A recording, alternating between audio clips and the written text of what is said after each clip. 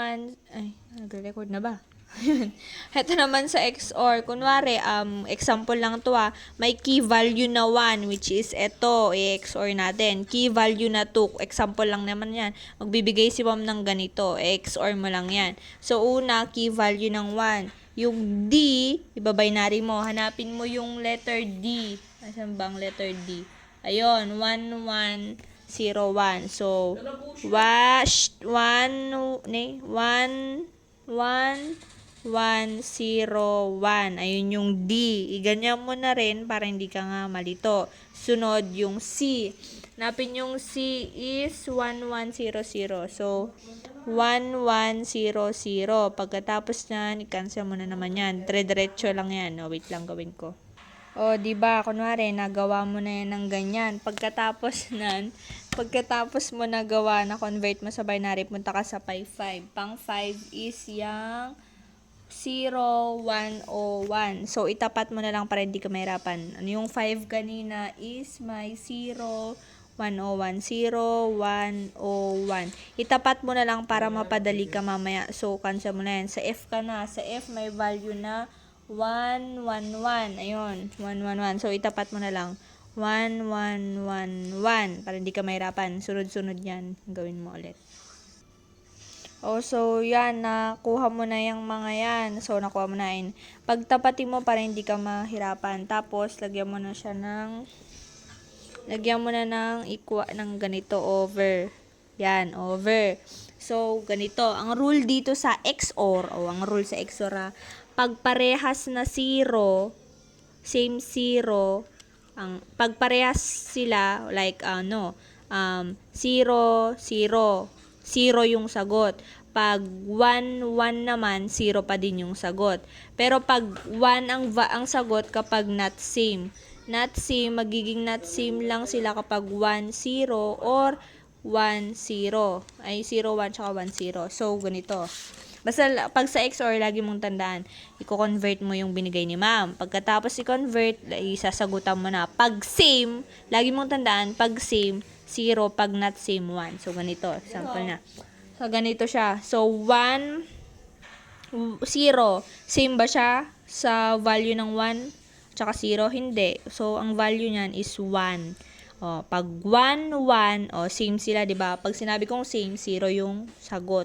So, 0. Sunod, 0, 0. So, 0 ulit. 1, 1, 0 ulit. Ganun lang.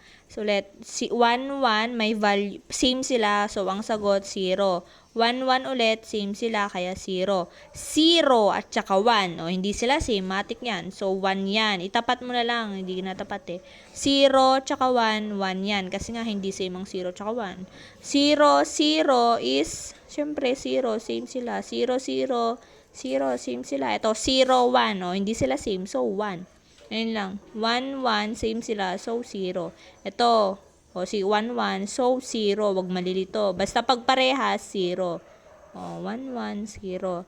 Tapos 1, 0, hindi parehas, kaya 1. Yan, dire-diretso. Basta ang lagi mong tandaan, pag parehas na value is ang sagot 0. Pag hindi parehas, 1. Sunod dito, 0, 0, 0 yan. So, pagkatapos mo na total ay nasagutan yan, ang gaganito mo na i-convert mo na yung final answer ng lagi mo daw i-convert sa letter yung binary. So, etong unang nakuha mo, 1,000. So, yung 1,000, hanapin mo ang 1,000. Nasaan ang 1,000? Wala.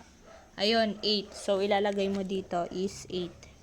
8, sunod. So, huwag pala tandaan. Kuha ka ng lapis, i-cancel mo. Sunod ka na 0, 0, 1, 1. 0, 0, 1, 1. Sarang 0, 0, 1, 1. Wala. Ayun, 3. So, sulat mo 3. 3, sunod ka naman. Wait lang.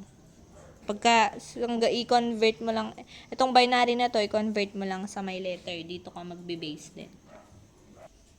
So, ayan na XOR na ganyan mo na siya, nakuha mo na yung value niya. So, ulitin natin sa may XOR. Sa XOR, magbibigay si ma'am ng igaganyan mo. Dalawa yan, dalawang ganyan. Key 1, kunwari, key 1, tsaka key value 2. So, ito, i-convert mo siya sa binary, which is ito. Pagtapatin mo na lang siya. Tapos, lagyan mo ng equals or over. Pag same sila, ang sagot 0. Pag hindi same, 1. So, 1, 0, hindi same, kaya 1 ang isagot. 1, 1, same sila, kaya 0. 0, 0, same sila, kaya 0. 1, 1, 0 din ang sagot kasi same. 1, 1, 0, 1, 1, 0, 0, at saka 1, 1 yung sagot. Hanggang sa matapos yan. Pagkatapos na yan, itong binary na to, tignan mo na yung letter niya, which is yung 1,000 is may value na 8. Kaya ito, yung 8 hanggang sa dire-diretso na yan. Yun lang. Ayan yung XOR, lagi nyo tatandaan. Ayan. XOR.